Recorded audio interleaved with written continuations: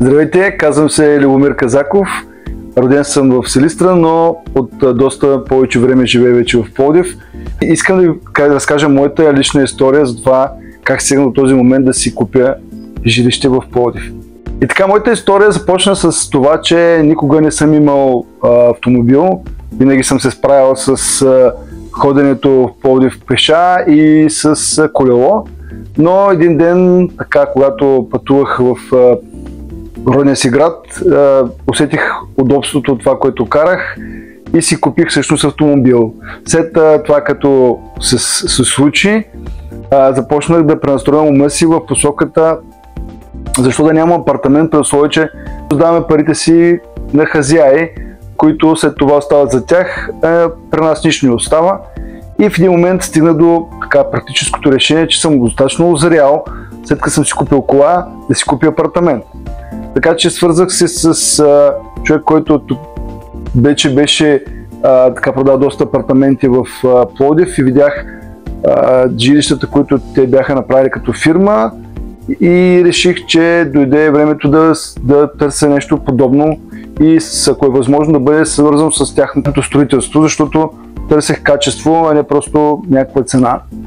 Тъй като Влади Мирчев, човека, с който започна да работя в посоката да решат тази ситуация с търсенето на жилище, беше на 2 крачки разстояние от мен.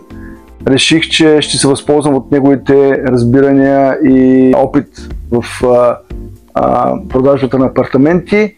Започнахме да търсим заедно неща, като първото нещо, което се спряхме, беше един блок, в който те вече бяха почти готови с изграждането на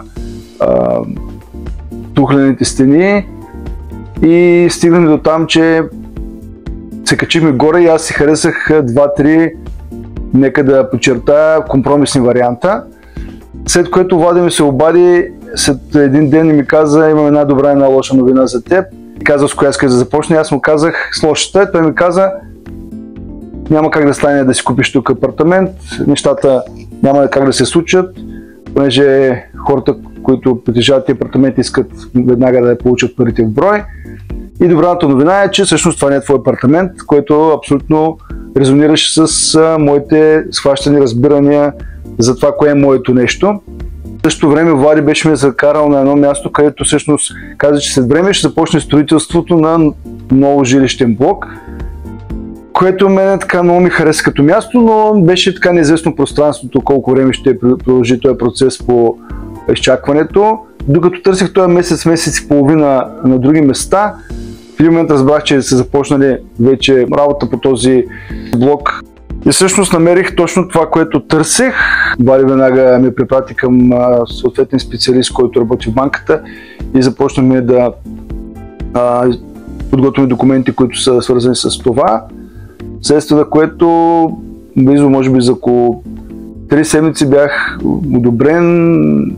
Всички други неща, свързани с кредити, които бяха допълнителни, както и за обзавеждането на апартамента, парите, които имах нужда да получа. Успяхме да достигнем това, което днес вече съществува като реален проект. От проект стана реален апартамент. Благодарен съм за това, че получих качествено обслужване от гледна точка на всички пълен инженеринг, който така може да се каже, че получих въз основа на това кога, как, по какъв начин и какви са всичките тези действия, които дават един човек да извърши, за да си купи апартамента и е спокоен, че всичко е наред. Благодарен съм също така на Мариела Митева, която беше и все още мой интериорен дизайнер, това, което тя сътвори заедно с моите идеи, да ги слеем заедно, за да се получи това, което днес този апартамент е. Благодарен съм на Владимир Мирчев, че беше през цялото време до мен и ми даваше нужната информация, кратко и ясно, за което това, което е много важно в един такъв момент. Препоръчвам на всеки един млад човек, който е решил да закупи жилище или някакъв имот, който има нужда за времето, в което се намира като сезон, да потърси човек, който ще му помогне да постигне мечтата си, а не да се опита да му продаде просто апартамент или имот, който просто да бъде продаден. Търсете такъв тип човек, който да стигне до мечтите ви заедно с вас, който осъзнава това, което вие искате и търси най-доброто нещо заедно с вас.